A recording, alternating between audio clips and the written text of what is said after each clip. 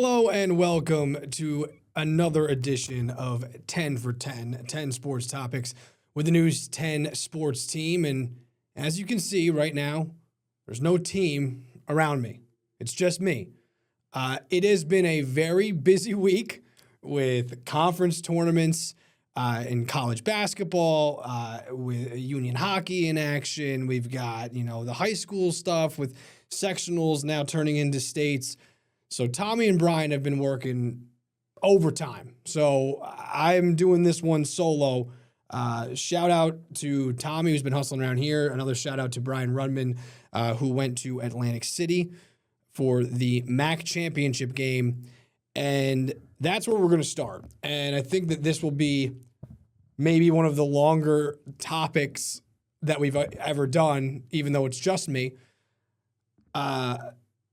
Off the top, and that is the Siena men's basketball team winning their 7th MAAC championship, beating Merrimack 64-54.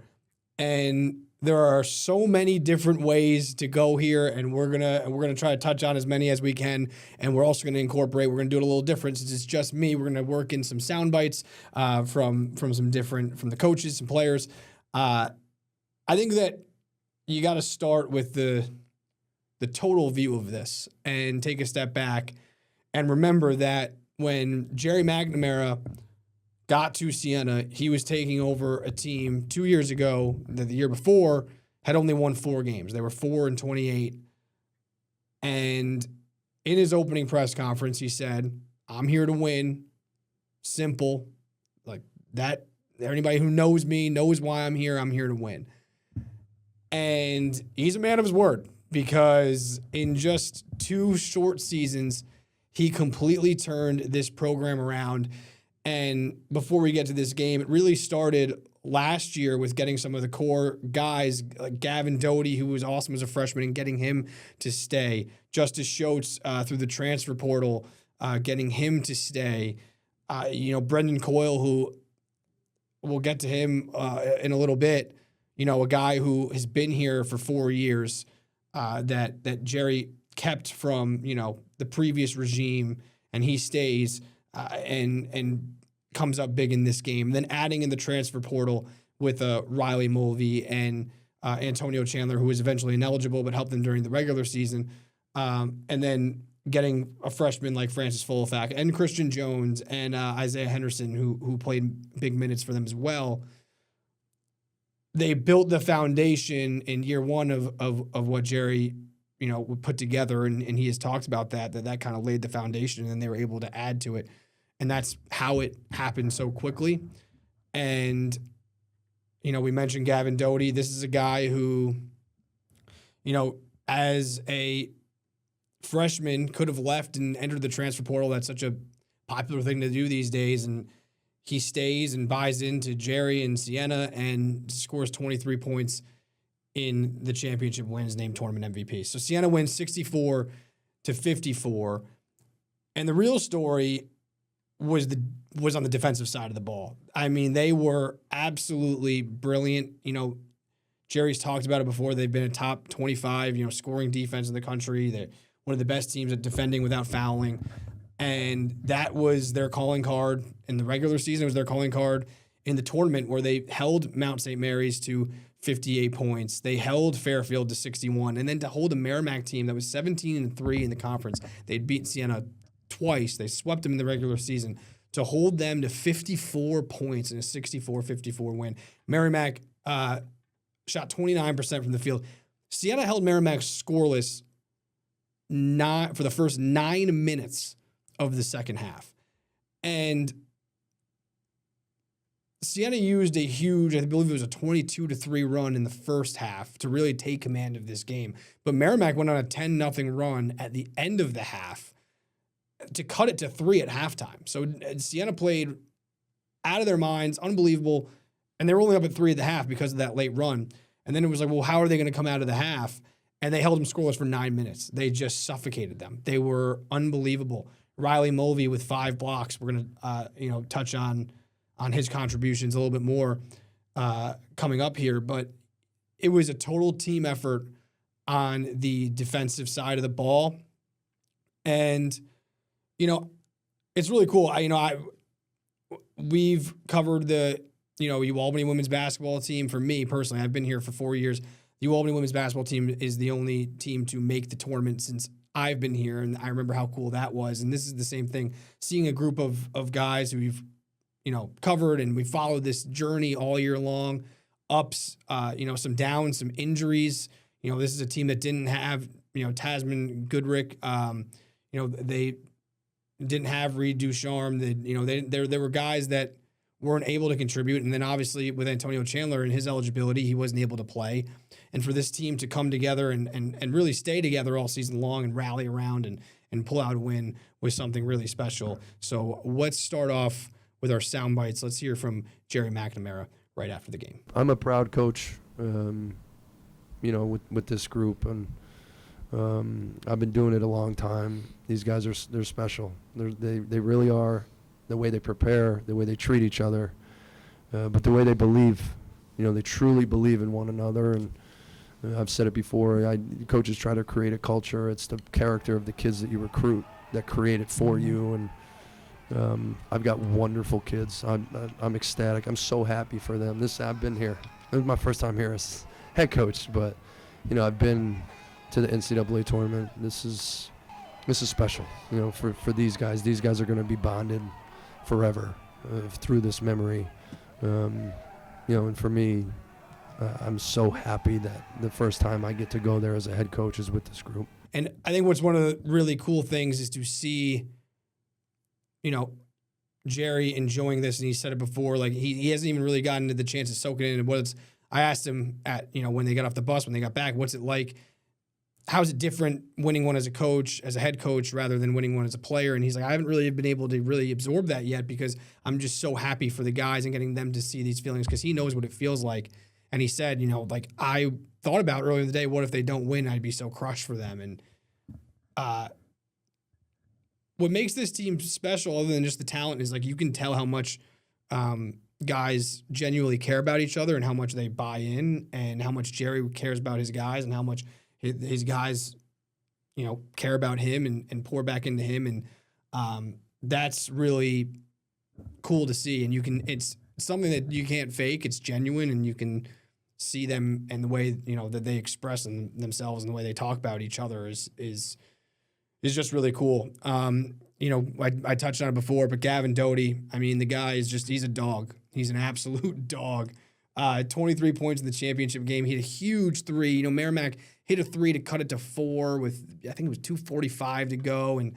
And they, Siena needed an answer, and Gavin Doty goes back and just rips a three right back.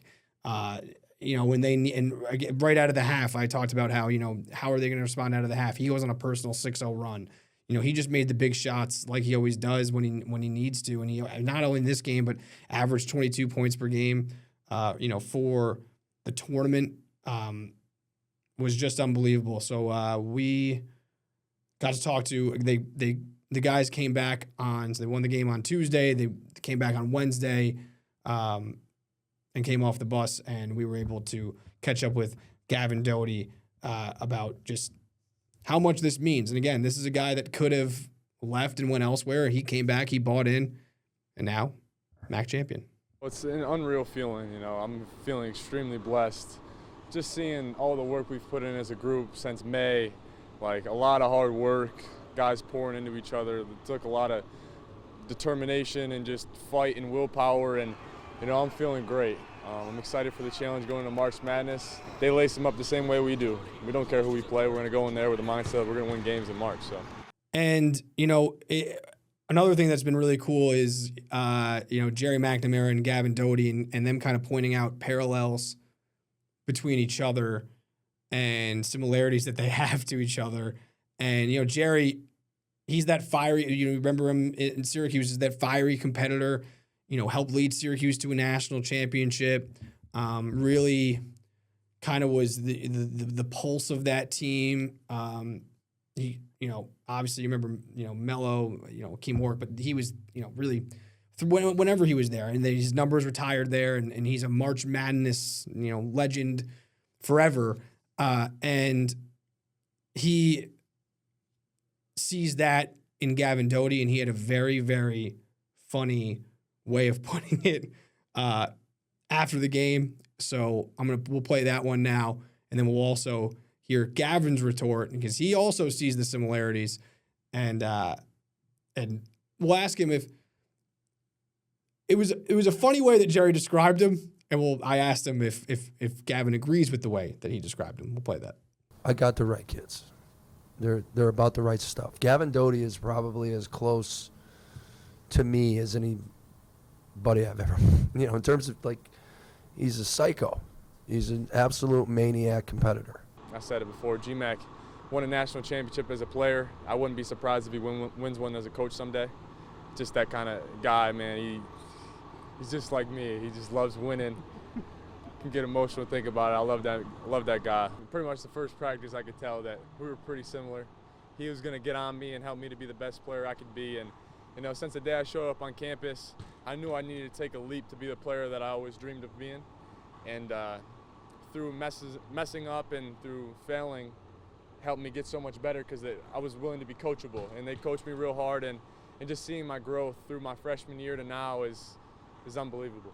Would you say psycho is fitting? It's fitting. Absolutely. Psycho is just such a great term, and I know you know exactly what he means. It's just this guy is a competitor, the will to win. Gavin said it. He reminds me of me. We want to win so bad, and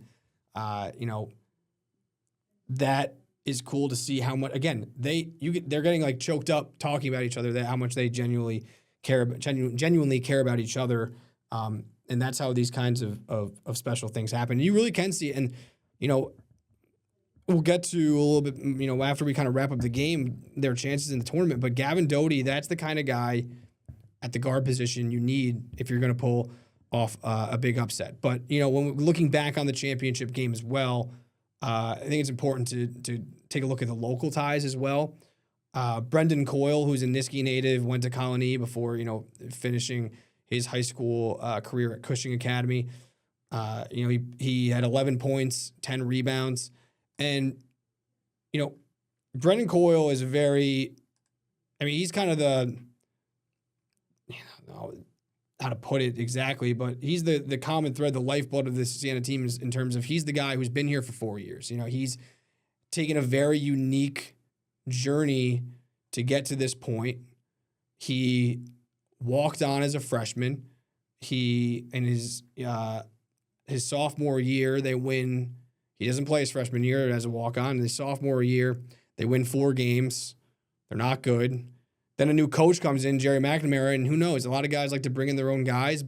BC stayed, and Jerry wanted him to stay. He started him 32 games last year as they kind of took a step in the right direction. And this year was not Brendan's best year in terms of statistics throughout the season. There are points where he really struggled, and obviously his key contribution to the team, as well as defense, rebounding, all that, is making threes. And there were points where his shot just wasn't falling. And Jerry talked a lot about how throughout the year how important he is and kind of being that X factor. And if he's making shots, they're going to win games. And sure enough, they right before they go down to the MAAC tournament on their last regular season game against Ryder at home, he makes 5 threes, he scores 20 points, and he carried that into the tournament. Against Mount St. Mary's in the opener, he had 17 points, made 5 threes, a little quieter against Fairfield in the semifinal game. But then in the championship game, 11 points, 10 rebounds, double-double, huge part of them coming away with the win and hit big threes, especially in the first half, to kind of key them in that run. And then you look at Riley Mulvey, a Rotterdam native who has his own unique path to Siena, where Riley went to Iowa for his first 4 years and played sparingly in the Big Ten for a really good Iowa team. And he transferred here, to do a grad year and play at home and play for Jerry McNamara and play for Siena and try to win a championship. And it was not always easy necessarily for him as well. I mean, he had a concussion. He missed games. I think he missed about 9 games due to injury throughout the year. And, mainly, he came off the bench up until the very end of the season. And then Antonio Chandler, his eligibility issue comes up, and he's not able to play for their last 2 games in the MAAC title. And he starts the last regular season game, and then he starts the 3 MAAC tournament games. And he saved his best basketball, and he stepped up huge. I mean, in the first game, 6 points, 7 rebounds. In the second game, 4 points, 9 rebounds. He had 4 assists, excuse me. A block. He had 2 blocks against Mount St. Mary's. But his best game was the MAAC championship game. 11 points, 11 rebounds, double-double, 5 blocks. He was an absolute monster on the defensive side of the ball. And, Jerry said they don't win the title without Riley Mulvey. And he was not necessarily, he didn't play the most minutes throughout the regular season. It was up and down for him, dealing with injuries, but he stepped up at the right time. And those unique journeys just kind of add to how special it is for a guy like Brendan Coyle and a guy like Riley Mulvey to win a MAAC championship and bring it home, to where they're from. And we got to talk to them about that as well. It's amazing. I mean, me and Alex Peters reflecting on it today. We both came in freshman year. It's walk-on freshman year, sophomore year, go 4-28, and slowly turn this thing around. And senior year, be MAAC champions. I mean, I don't know if there's anything better than that. Growing up, I saw Siena at its full potential, and to be able to bring Siena back to the top of the MAAC and bring that championship home feels amazing. It means the world. Honestly, I just want to thank GMAC for giving me the opportunity to come back home and bring one back home. It's been a rough year for our entire team. Just testament to our entire team's character of just being able to push through, not make excuses, and just show everybody that we're the best team in this league. Big moments, we respond. It's always adds something when you have some local ties, when you have some guys that are from here, they know it. I mean, Brendan talked about, he saw Siena when they went to 3 straight NCAA tournaments, and it's been since 2010. I can't believe I made it this part of the show without mentioning that. They're going to the NCAA tournament for the first time since 2010. I've said I can't even tell you how many times I've said that this week on television. So it's been a while. It's been 16 years, and for him to be a part of the team that brings them back to the top, and for Riley to as well, it's really special. And again, you see the buy-in that everyone bought in to this program, and it led to this MAAC championship. Now, looking ahead to the tournament, they still don't know who they're going to play. They will find out on Selection Sunday. This is obviously not sourced or anything like that because no one knows where anyone's going to be. I think that they should be a 15 seed. I don't think they should be a 16 seed. Just looking at net of some of the teams that they're above, they're better. They're not one of the 4 worst teams net-wise in this tournament. I think they've earned a 15 seed. And I also think they've avoided a first 4 game in Dayton because that's also a possibility. I think they should be squarely in the round of 64 as a 15 seed. And television ratings play into it. Let's just be honest. And I think that Jerry and Siena and what he's doing and some of the buzz around him, which we'll get to in just a moment, I think that plays on, for television, and you want him in the round of 64. That's just what I think. We don't know. We'll find out on Selection Sunday, and we're going to be there. Just got to work out the logistics. We're hopefully going to be there on Selection Sunday to see where they end up. But as I said before, another guy I should give a shout out to as well is Justice Schultz. I mean, the tandem that him and Doty are in that backcourt have just been special, and like his numbers don't jump off the page in this game. He had 9 points, 8 rebounds, 3 assists. He hit some big timely buckets. He hit a couple big floaters when they really needed a shot, and as well as the Fairfield game, because I'm focusing a lot on the championship game, but the Fairfield game, he was unbelievable. 26 points, 8 of 15 shooting. 3 for 3 from downtown. I mean, he was just unbelievable in that game to help them get to the championship game. So they're definitely not here without Justice Schultz as well. And that's another guy who could have probably transferred elsewhere if they wanted to. And that's what happens at these mid-majors when you play well. People want you, and he stayed. And again, another guy who stayed and was rewarded for staying with the championship. And my point of bringing Justice up in this part is that now we look towards the tournament and everything else, let's be honest, they're 15, 16 seed. Everything else is going to be gravy. I will say, if you are going to pull off an upset, Siena has the pieces to do it. You need good guard play in March in general, but you need it when you're trying to pull an upset. And you need guys who can get hot and kind of just play a little bit of hero ball and take over. And Gavin Doty and Justice Schultz are both capable of doing that individually. And if they both get rolling together, who knows? And they have size. Riley Mulvey's a 7-footer who's played in the Big Ten. And Francis Folafak, I mean, what a job, he's done. And how good has he been in his freshman season?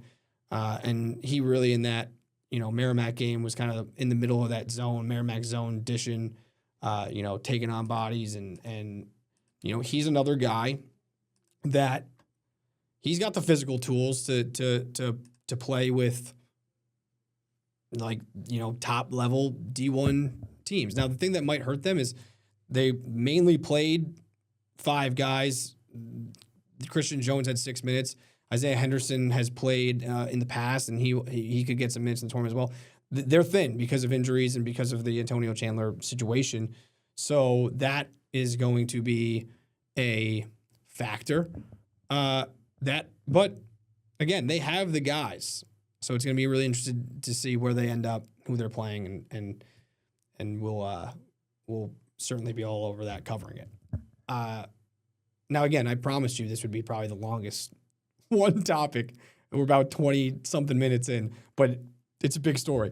And there are many facets. And one of them is now when you win at a mid-major school as a head coach in college basketball, your name is going to come up for open jobs. And that's the case with Jerry McNamara, especially when, Jerry McNamara went to Syracuse, and Syracuse just fired their head coach, Adrian Autry, who's a good friend of Jerry McNamara, and he served under him as an assistant for a year before coming to Siena as associate head coach.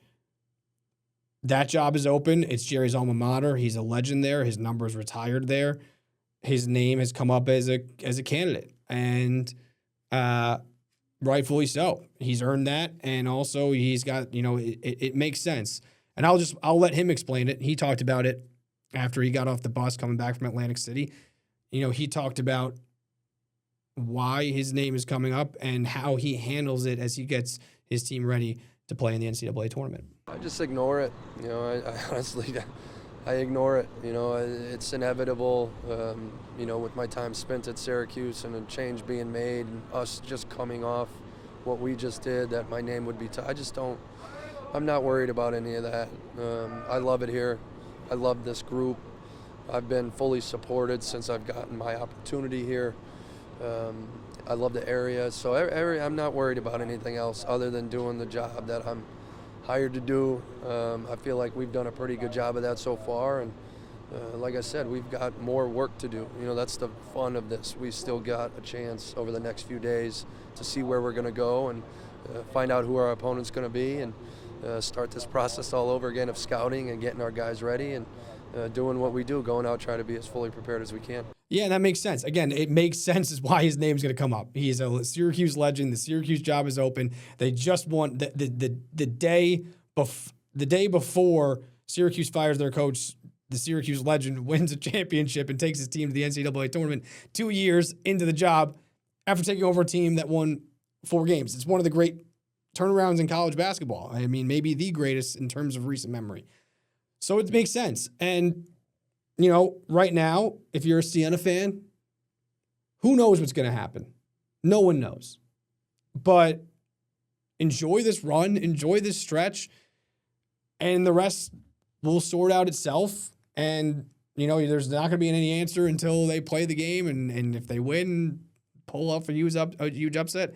Won't be any updates until their season ends. And, that's a real possibility. It's a real possibility that he comes back. So it's going to be, win or lose, there's going to be a lot of storylines around this program and around Jerry. And will be following along with it. And that's kind of what I meant also with putting him in Siena in, 215 games, 116 games. They're usually like the less marketable, less watched, I would say, games of the first round of the NCAA tournament because a lot of times they're blowouts. There's a lot of buzz there. There's a lot of juice there. People are going to want to watch that game. So I think that they'll be put in a good position. Fingers crossed, because we want to affects how we cover them and what time we can get highlights on. We want to be able to do all that stuff so we can bring full coverage. If you are looking for more Siena stuff, we've been all over it with, our web stuff with, it's online at news10.com. Go to our local sports page.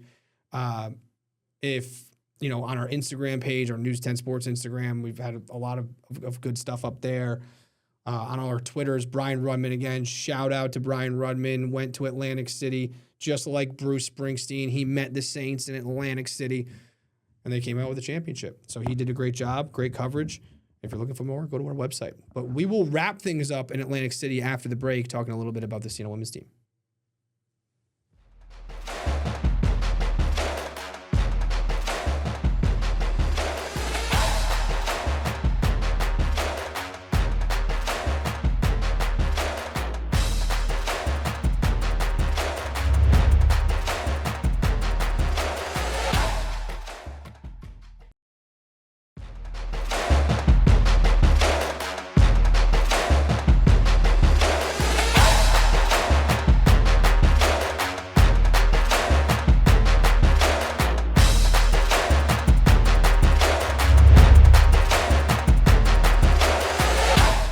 Welcome back to 10 for 10.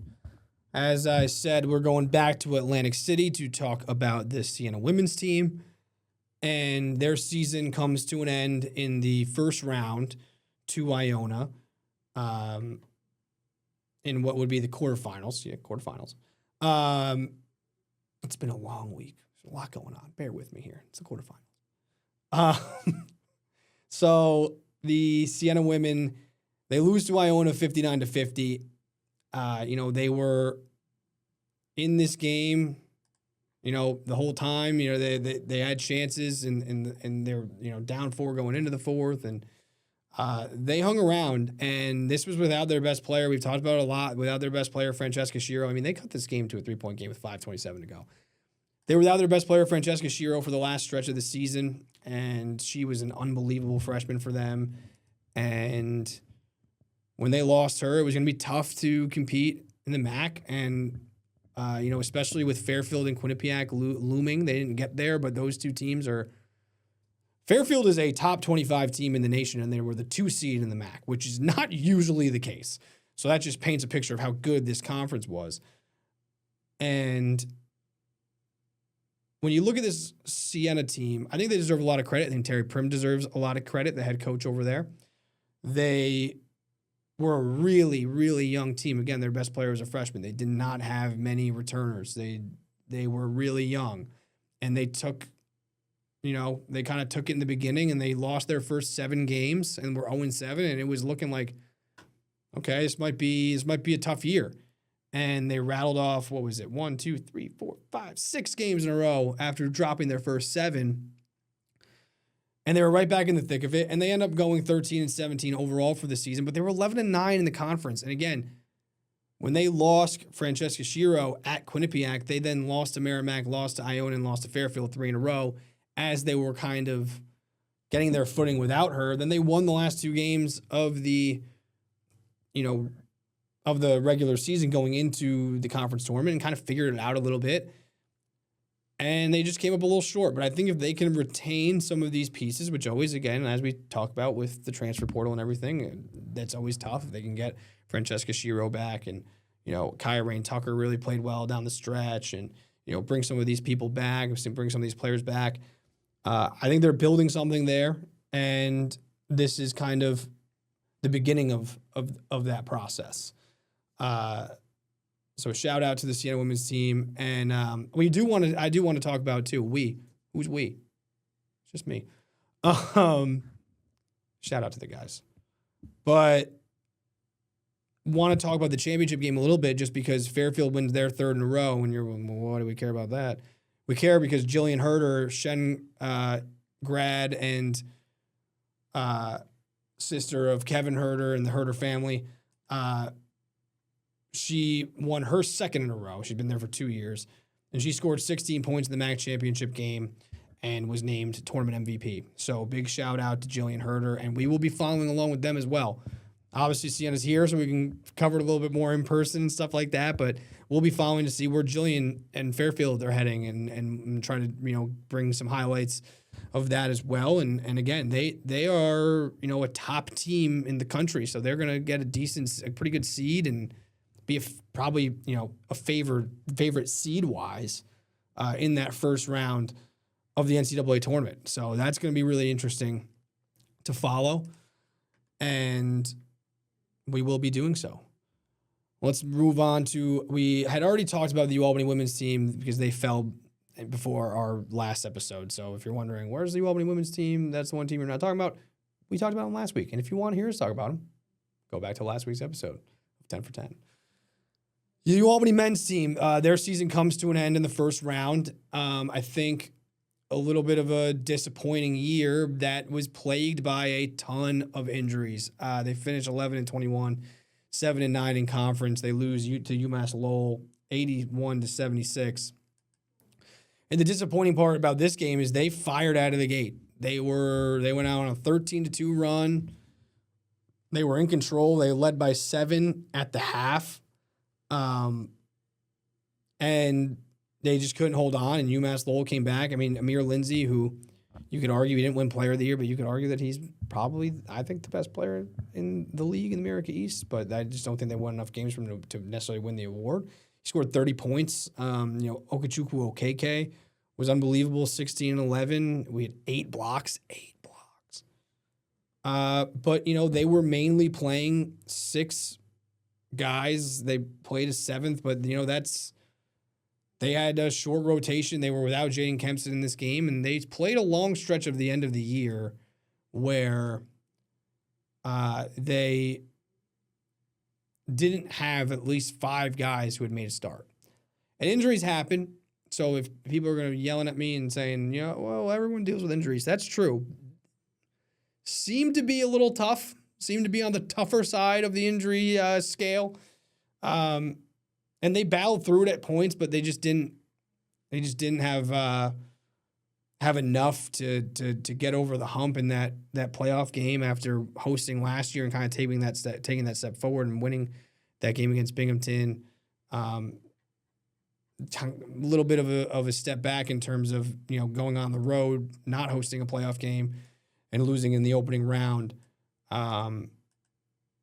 But it'll be, again, it's always interesting when you're looking at next year who is going to come back. And you just really don't know. You don't know in the era of the transfer portal. We do know that Dwayne Killings will be back. He signs an extension that was not made public in the fall before the season started. That was confirmed to us. The Times Union had that report.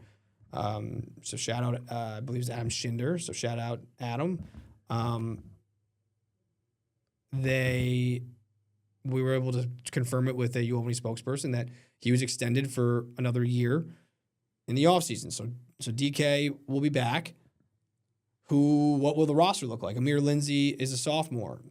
Usually that used to mean in college basketball that you have him back. You don't know. That should be priority number 1, is bringing back Amir Lindsay. Okechukwu Okeke, he was a redshirt senior. I would have to look. I mean, this is an era, by the way, of, this is an era of college basketball where I'm lost in terms of how many years guys have played, who's eligible. It used to be, again, I'm like an old man, get off my lawn. It used to be when you were a senior or at least a graduate student, you were done. We don't know anymore. Is he eligible to come back? 23, 24, 25. I think this would be his 4th year. But again, don't quote me. We're not even going to go there because who knows? Zach Matulu seems like he's a redshirt sophomore. He's from here. you'd think that would be a guy that would be a key piece going forward. And they missed him a lot this year. He was their energy. He was their spark, and they didn't have him for long stretches towards the end of the year. So that's a guy who is a key piece. Isaac Abide is another guy who's a redshirt senior. I'm not sure about his eligibility status. I'm not. I wouldn't want to guess. Miles Rose got some playing time this year down the stretch, redshirt sophomore. That's another thing. Some of these young guys, got more playing time and got into games. Mekhi Taylor is a sophomore. Like, these are pieces that, as long as you retain them, can be a part of the puzzle. As long as you retain them, and they got playing time, and they're going to grow, and they're going to be better because of the time that they were able to get in there, even though these other guys were out. So, a disappointing end of the season, and I'm sure they're not happy with it. But it's all about next year at this point and bringing back some of these pieces, and making another run at it. But Amir Lindsey, is a guy that, again, I think he's the best player in the conference. So that's a guy that should be priority numero uno. We're going to take a break. We're talking hockey when we come back.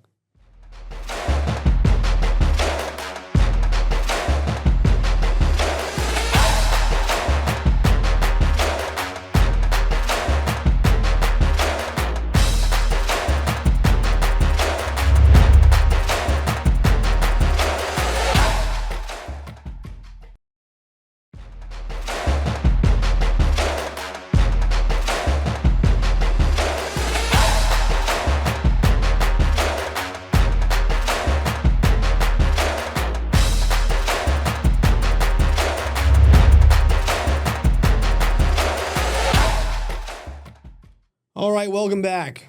We are talking Union hockey. After a really close game in the opening round, they're through to the quarterfinals. No, they absolutely destroyed Brown 9-0 in the opening round of the ECAC hockey tournament. And now they're on to the quarterfinals, where they will play Princeton in a best of 3. And this Union hockey team is live. They are playing their best hockey at the right time.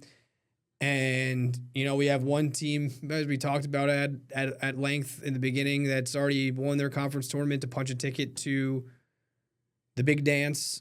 And this is another team that's going to have that opportunity. And, when you look at it, including this Brown game, they've won 7 of their last 8 games.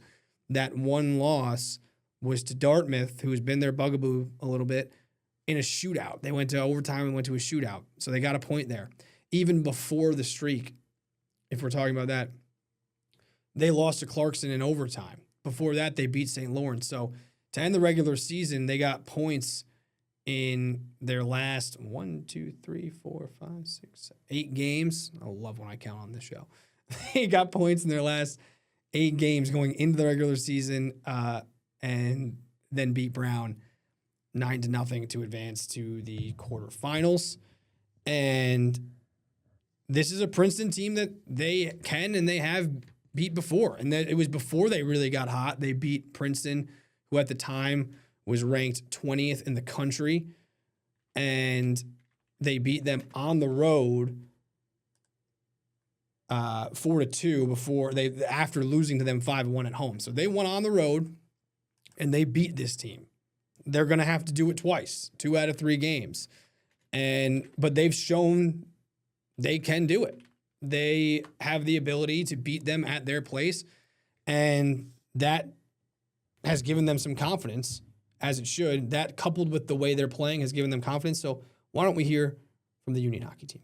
It's a tough place to play, so knowing that you can win there is important. And I thought we did some good things there, and I think the biggest thing is we're playing with a lot of confidence just because we've strung some games together and we've been playing well for the last month. It's nice that we have the belief because we've already done it before, but at the end of the day, it's a belief in the locker room, and everyone has belief in each other, so that's what's the most important thing going in this weekend. I think we all know in our room that we can beat any team in this conference on any day, so just another game for us. They should feel confident with the way they're playing already, but then having that under their belt of, hey, we've gone to Princeton and we have taken this team down. And I was looking up the hockey rankings. So this is USCHO.com. Union ranked 20th in the country. Princeton is in the receiving votes column. So, Union, while they're on the road and they don't have home ice, like they are respected as a top 20 team in the country, and they're going to have every chance to, win this series and punch their tickets to Lake Placid, where they'll go to the Final Four, so to speak, the ECAC championships. They'll go to the semifinals, and then it'll be 1 game to 1 game. I don't love, by the way, I'm just going to go on a quick little format rant here. I don't love the format. I don't love an opening round single elimination, then you go to the quarterfinals and it's best of 3, and then you go to the most important games, the semifinal and the final, and it's back to 1 game. I get it for like logistics, and I get getting everybody in one place. I just don't just keep it 1 game, or if there's any game that should be, or if there's any series that should be best of 3, maybe it should be the championship. But again, neither here nor there.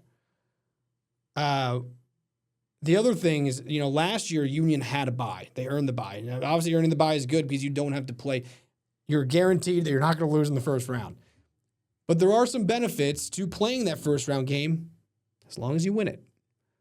And that is to keep momentum rolling, to stay sharp, the old rest versus rust argument. And last year they got the bye and they lost. And they felt like they came out slow.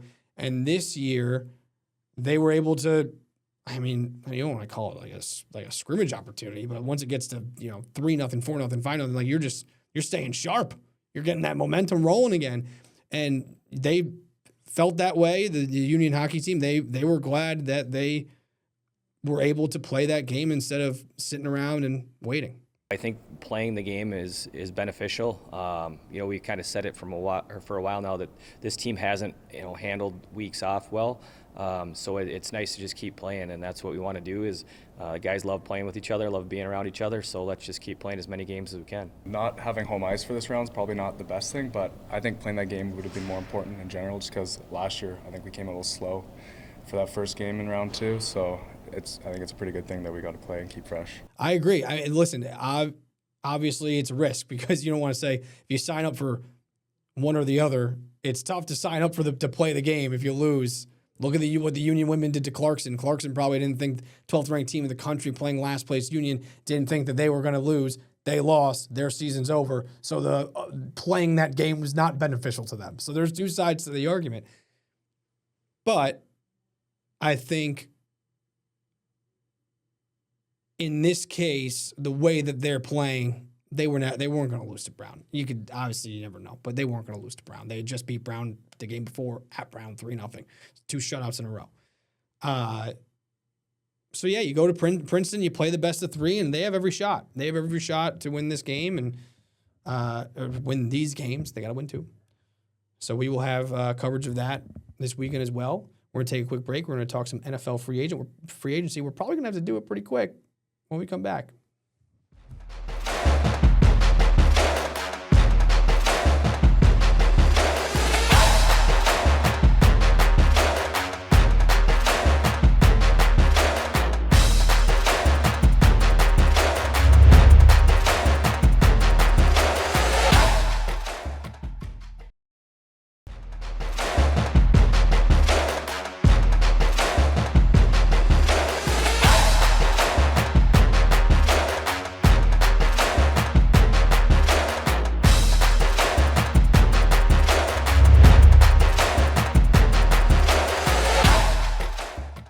All right, welcome back to 10 for 10.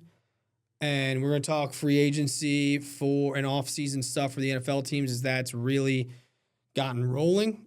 Probably going to have to go a little rapid fire here. One that I want to dig into, and I wish Brian Rudman were here right now. I wish Brian Rudman were here to talk about his Jets because, he's coming home.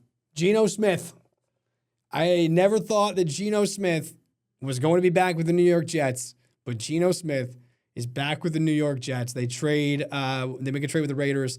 They get Geno Smith and a 7th rounder for a 6th rounder, and they get some of the money paid off, so they don't have to pay Geno a lot. And listen, it's funny. It is funny because listen, they drafted him in 2013 and he was not good. It was a disaster. And in 2015, a teammate of his broke his jaw in the locker room, and that's what ended his starting career for the New York Jets. And Geno, since then, he was the one that when they ended Eli Manning's run as a starter for the Giants, it was in favor of Geno Smith, believe it or not. Shout out Ben McAdoo. But listen, Geno kind of found himself with the Seahawks and made himself into a Pro Bowler. And then last year with the Raiders, he was really bad. But they were really bad. Their offensive line was really bad. Here's the bottom line. It's funny that it's Geno because of his history with the Jets. It doesn't really matter. The Jets aren't going to win this year. Aaron Glenn's going to try to win as many games to save his job as he can. So he's going to want a veteran like Geno Smith to try to do that. Jets aren't contending this year. It's all about the draft next year. They have all of these picks next year. The quarterback class is next year. Unless all of a sudden the Raiders change their mind miraculously, no draft Fernando Mendoza. They're getting their quarterback next year of the future. This is a bridge quarterback. It was always going to be. It's whether it's Geno Smith, whether it's Jimmy Garoppolo, whether it's Joe Flacco, whether whoever veteran it was, it's going to be a veteran. It just so happens to be a guy who had his jaw broken in the New York Jets locker room and was a former Jets draft pick. So that's going to be interesting to watch. It makes it more fun to watch. Some of the other key ones, we can't go through everyone, and there are some minor signings and stuff. They made a trade for Minkah Fitzpatrick with my Miami Dolphins. They sent a 7th-round pick that originally belonged to the Chargers, and then they extended Minkah to a 3-year, $40 million deal. Again, Aaron Glenn's got to win as many games as he can. I don't think Minkah Fitzpatrick window really lines up with the Jets' window to win. I think he's 29 years old by the end of that deal. They're not going to be ready to win in the next year, maybe 2 years, maybe 3. So, I think that he's being brought in to be a veteran piece of the defense, to legitimize the defense a little bit. And same thing with linebacker Demario Davis, who used to be a Jet and has spent time with the Saints. It's going to be year 15. He's 37 years old. Again, a guy who stabilizes, can coach, can kind of be a player coach, be there for the young guys, and again, stabilize that Jets defense a little bit. So those moves make sense in terms of, again, legitimizing that defense. It's not necessarily going to, again, make them contenders, but they're solid moves nonetheless. Let's go to the Giants, who John Harbaugh is bringing back the Ravens. He's getting his hands on any Raven he can. They get Isaiah Likely on a 3-year deal, the tight end. I think that he is a guy whose numbers maybe don't necessarily jump off the page, but, this is a big, athletic tight end who's played behind Mark Andrews, who hasn't been the feature guy. I think he's going to be an awesome weapon for Jackson Dart.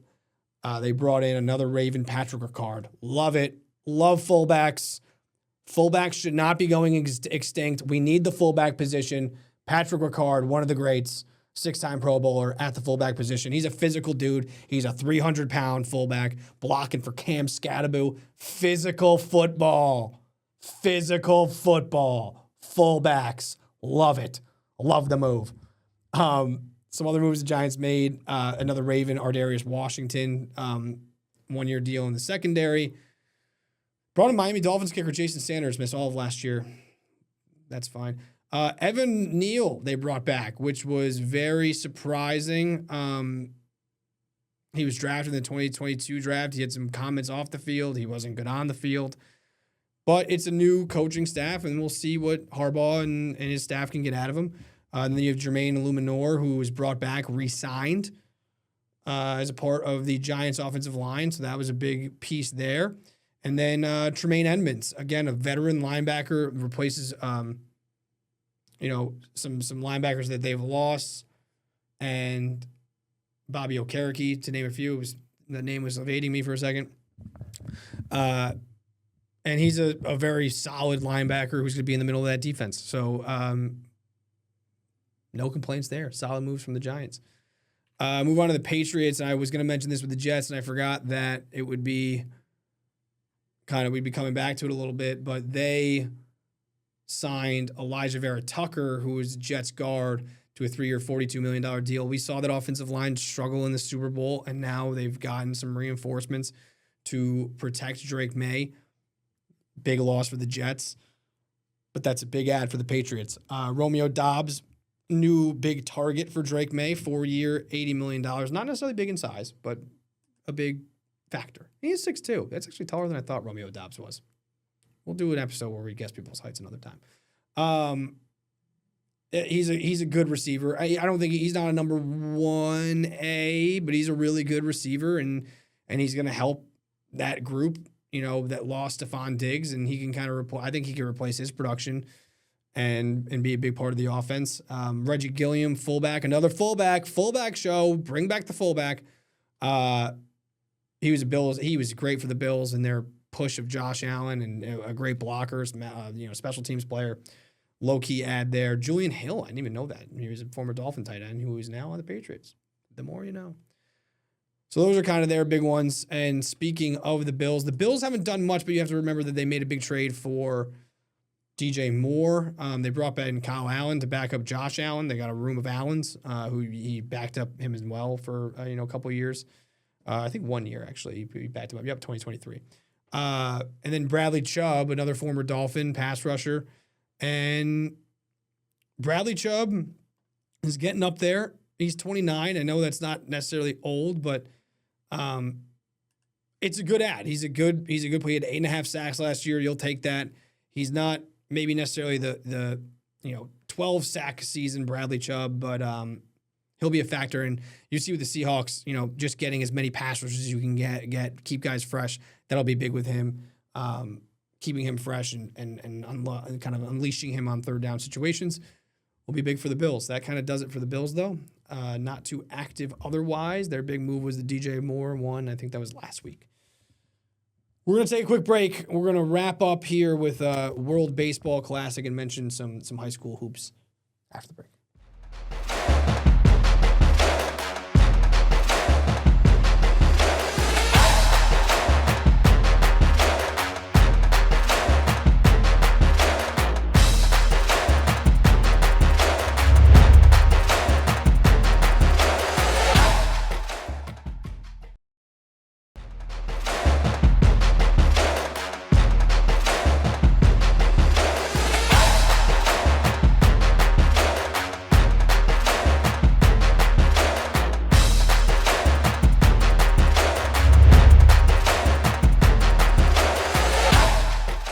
Got to be quick on these last two, which is hard with this topic. WBC, obviously, it's been making the rounds.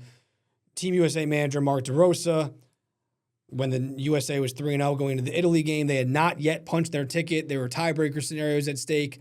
They needed to win to punch their ticket. He went on MLB Network and said, ton of respect for Italy. It's weird. We want to win this game, even though our ticket is punched to the quarterfinals because Mexico plays Italy actually tomorrow. So the way the schedule's lined up, this is an important game. He managed the game as well, like he didn't know that their ticket was punched. He had Clayton Kershaw warming up at one point. Someone had to tap him on the shoulder, put Mason Miller in.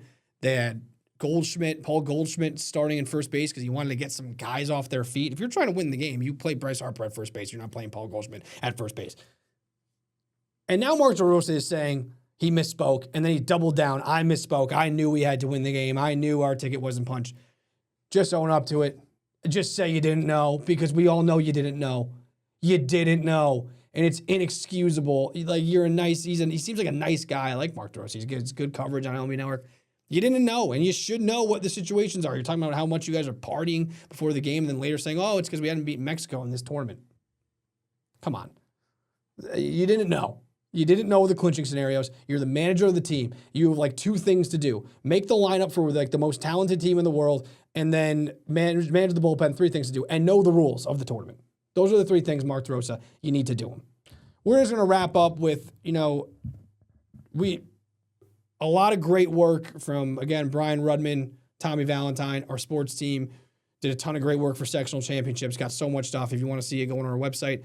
And just a reminder that we will be doubling down now with the state tournament. We're going to be all over it. So if you want, state tournament coverage for boys and girls hoops, News 10 is the place for you. On air, online, Instagram, WTEN Plus app. We're all over it. Tune in. I went 10 for 10. I went 10 for 10, solo dolo. Thank you for joining me. We'll see you next week, and someone will be sitting in that chair.